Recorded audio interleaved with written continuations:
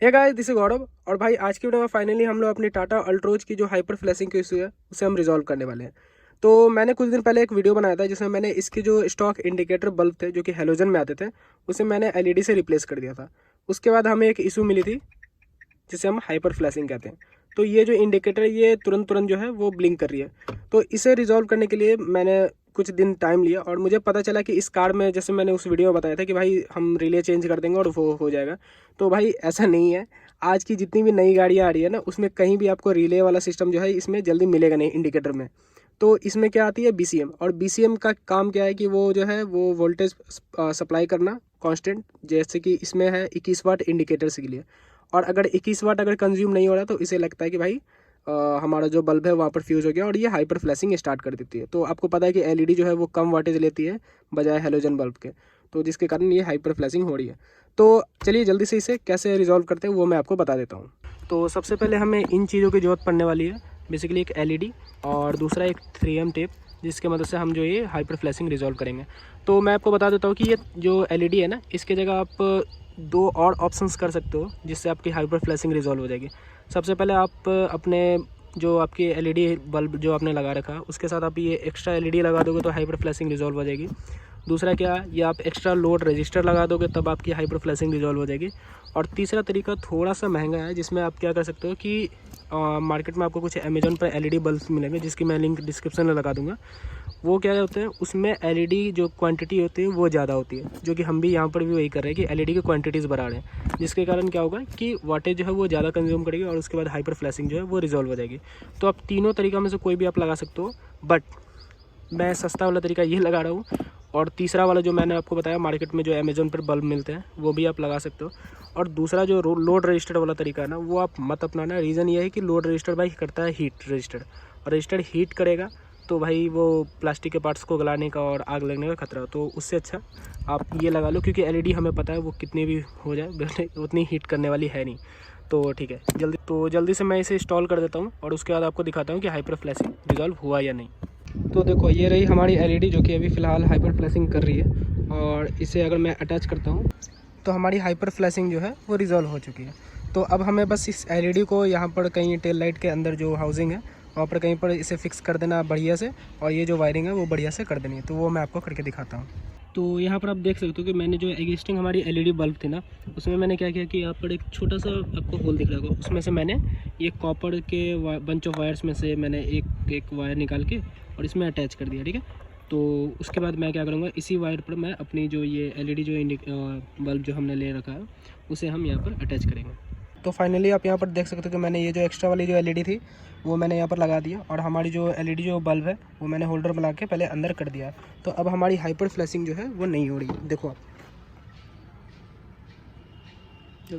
तो हमारी hyper flashing जो है वो तो रिजॉल्व हो गई, बट अभी सबसे इंपॉर्टेंट काम ये बचता है ना कि ये देखो ये वायर्स जो है वो फ़िलहाल इंसुलेटेड नहीं है। तो इस पर हमें टेपिंग वेपिंग करके बढ़िया से अच्छे से इंसुलेट इसे करना होगा, और इसके बाद इस एलईडी को मैं यहाँ पर कहीं पर गैप में इसमें लगा दूँगा। तो मैं आपको दिखाता हूँ कैसे। तो जैसा कि आप यहाँ पर देख सकते हो कि मैंने जो कॉपर वाली जो वायर्स थी उसे मैंने यहाँ पर इंसुलेट कर दिया बढ़िया से, और उसके बाद जो हमारी एलईडी वाली जो लाइट थी उसे मैंने यहाँ पर डबल साइडेड टेप से यहाँ पर चिपका दिया है। तो अब हमारी ये जो यहाँ के काम है वो कंप्लीट हो चुकी है, और अब बस हमें ये जो टेल लाइट है वो लगा देना है, एंड यहाँ का जो बैक साइड का जो काम था वो हमारा हो चुका है। तो अब हम बात कर लेते हैं क्या कि फ्रंट वाले एलईडी इंडिकेटर में हम कैसे जो है वो हमारी एक्स्ट्रा वाली जो लाइट है एलईडी वाली उसे कैसे जोड़ें। क्योंकि फ्रंट वाली में ये जो आपकी ऐसी बल्ब है ना वो नहीं आती है, उसमें आती है गोल वाली T1 आई थिंक उसे कहते हैं, या T3 कहते हैं माइट भी। तो वैसी वाली आती है सॉकेट, तो उसमें मैं आपको बता देता हूँ। तो फ्रंट वाली जो इंडिकेटर है उसकी सॉकेट मैं आपको दिखाता हूँ क्या। तो मैं इसी डिफरेंस के बारे में बात कर रहा था कि यहाँ पर आपको दो जो वो आपको स्लॉट मिलती है ना वो नहीं है। यहाँ पर बेसिकली क्या है, ये ऊपर वाला जो प्लेट है जिस पर अभी मैं आपको दिखा रहा हूँ ये आपका पूरा पॉजिटिव रहता है, और ये जो टिप रहती है आपकी पॉइंट ये आपकी नेगेटिव रहती है। तो इसमें तो भाई वायर कनेक्ट करना मुश्किल है, तो हम जो है वो वायर यहाँ पर कनेक्ट करेंगे।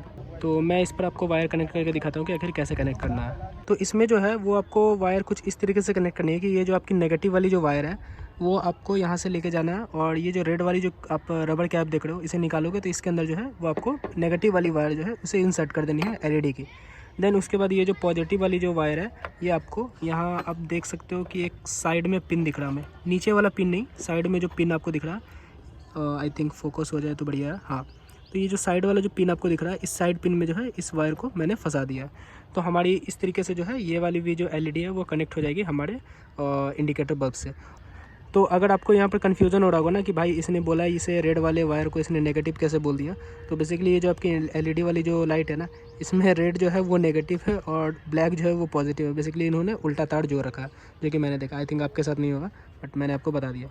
तो इस तरीके से अगर आप करोगे और अगर मैं यहाँ पर लगा दूँ अपने इस एलईडी वाले बल्ब को, और अगर मैं यहाँ पर कनेक्शन दूँ तो देखो हमारी हाइपर फ्लैशिंग जो है वो जा चुकी है। देखो थोड़ा सा किया, फिर उसके बाद इसने सही कर लिया कि बीसीएम को बेसिकली लगा कि हाँ अब सही जो है वो पावर ये कंज्यूम कर रहा। तो हमारी हाइपर फ्लैशिंग जो है वो जा चुकी है।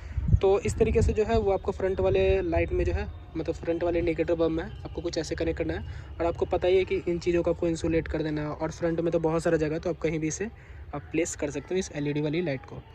तो बस यही था आज की इस वीडियो में। और यार ये बहुत मच अवेटेड वीडियो था, भाइयों ने मतलब बोल दिया था कि यार वीडियो जल्दी ला, तो यार ठीक है।